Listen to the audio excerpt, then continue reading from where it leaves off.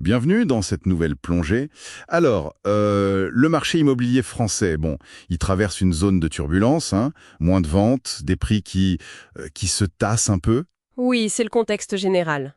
Mais au milieu de tout ça, il y a une ville qui semble, comment dire, tirer son épingle du jeu. C'est Salon de Provence. Mhm, nettement plus abordable que sa grande voisine, Aix, mais quand même connecté à son dynamisme, quoi. Tout à fait. Alors aujourd'hui, on va décortiquer un peu ça, le marché de Salon, mais sous un angle stratégique pour un investisseur. Qu'est-ce qui se cache derrière les chiffres? Quelles sont les vraies forces, les opportunités? Voilà. L'idée, c'est vraiment d'évaluer si Salon est une opportunité d'investissement solide. Mais attention, hein, pas basée sur de la spéculation pure. Non, sur du concret. Exactement. Sur des fondamentaux. On parle de pénurie locative, bien réelle d'ailleurs. On parle du potentiel de rénovation lié au DPE et aussi des signaux qu'envoient les professionnels. C'est ça, l'analyse de fond. Ok, très clair. Commençons par le contexte, les chiffres de base. Le prix moyen à Salon, ça donne quoi? Alors, on est aux alentours de 3 100 euros le mètre carré en moyenne. Ah oui, comparé à Aix, où c'est plus de 6 200. L'écart est énorme. Carrément. Et il y a une vraie différence entre appartements et maisons. Les apparts, c'est plutôt autour de 2 650 euros du mètre. D'accord. Et les maisons, là, ça grimpe, hein, plus de 3 850 euros. Ce qui est intéressant, c'est que les appartements à Salon sont souvent moins chers que dans les villages juste à côté, comme Grans ou Pélissane. Ah, c'est un bon point ça.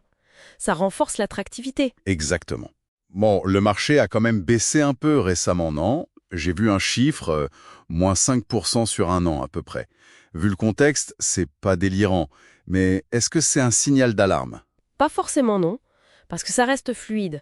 Un bien se vend en moyenne en 70 jours. Ah oui, c'est rapide quand même. Voilà, ça montre qu'il y a toujours de la demande.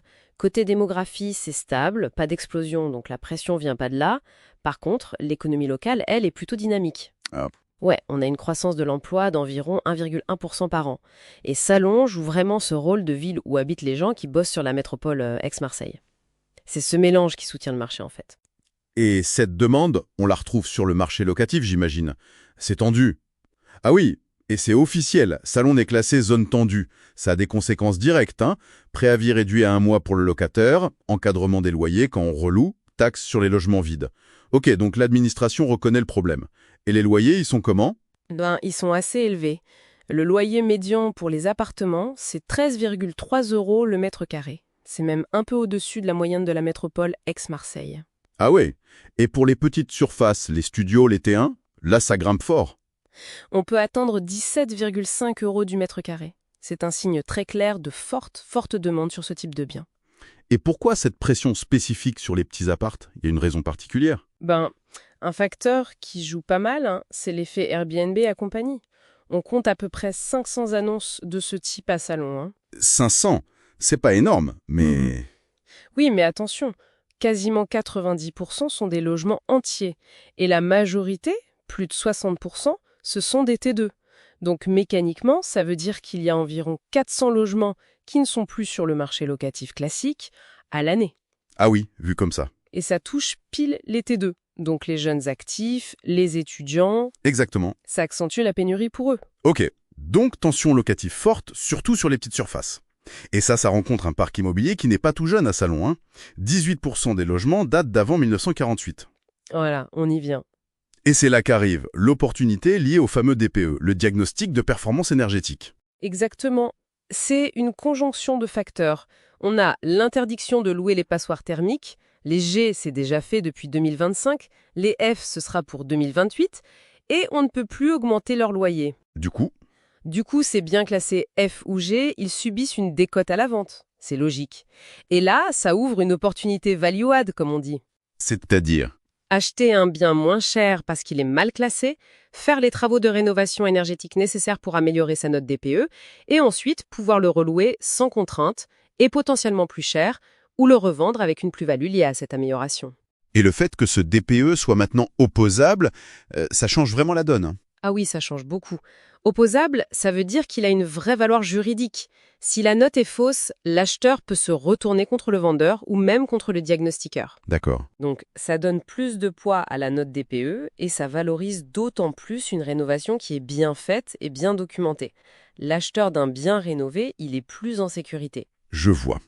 Et cette dynamique, les professionnels, les promoteurs, ils l'ont repérée? Ah ben oui, clairement. On voit une reprise de la construction neuve à Salon. Il y a plusieurs programmes comme Opus, les Jardins d'Amélia, qui proposent des logements modernes avec terrasses, parking. Le genre de choses qu'on cherche aujourd'hui? Voilà, ils ciblent les familles, les jeunes actifs qui veulent ces prestations qu'on ne trouve pas toujours facilement dans l'ancien. Les prix d'appel démarrent autour de 200 000 euros. C'est un signe. Et il y a un autre signal qui est peut-être encore plus fort. Le promoteur Oikimo a décidé de déménager son siège social de Marseille, à Salon de Provence. Ah ouais, carrément. Ça, c'est pas anodin comme décision. Non, c'est une validation très forte du potentiel à long terme qu'ils perçoivent dans la ville. C'est un signe de confiance des professionnels dans le développement de Salon. Ok. Alors, si on se met dans la peau d'un investisseur qui est séduit par tout ça, qu'est-ce qu'il doit avoir en tête concrètement? Bon, d'abord, il faut bien sûr maîtriser le cadre légal de la location. Surtout la loi Allure, logement décent, le bail type, l'état des lieux qui doit être précis, les bases quoi. Oui, la base. Et fiscalement? Fiscalement, pour ce type d'investissement locatif, le statut de loueur en meublé non professionnel, le LMNP, est souvent très, très intéressant. Le LMNP, on en entend beaucoup parler.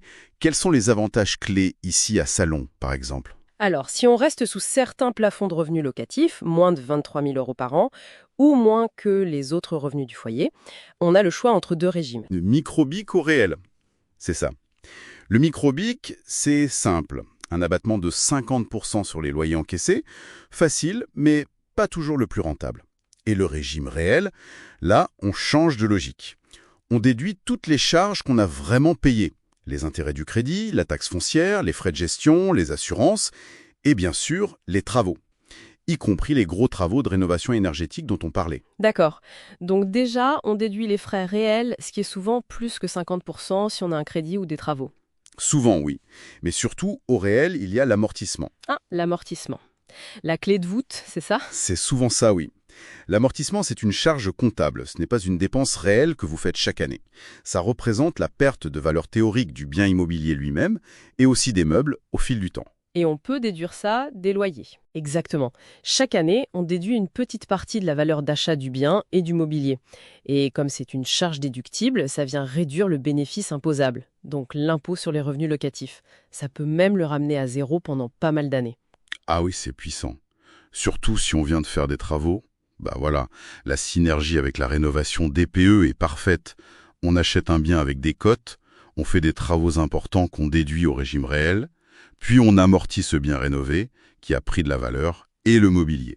Résultat, on peut encaisser des loyers qui sont soutenus par la tension du marché, mais payer très peu, voire pas du tout, d'impôts dessus pendant longtemps. D'accord, je vois le montage.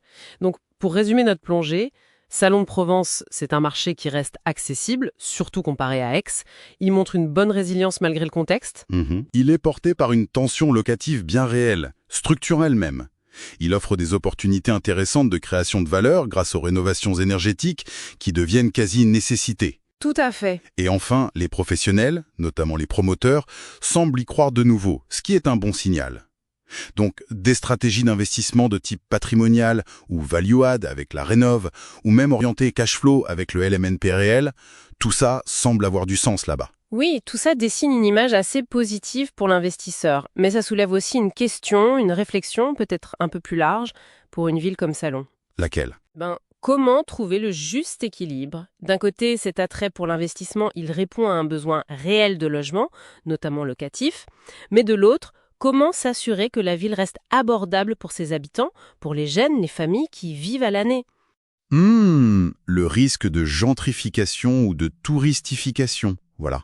Entre la pression des locations courte durée type Airbnb, qui réduit l'offre classique, et le coût des rénovations énergétiques qui peut se répercuter sur les loyers ou les prix, c'est un vrai défi pour ces villes intermédiaires dynamiques, réussir leur développement, attirer les investissements nécessaires, mais sans perdre leur âme et en gardant des logements accessibles pour tous.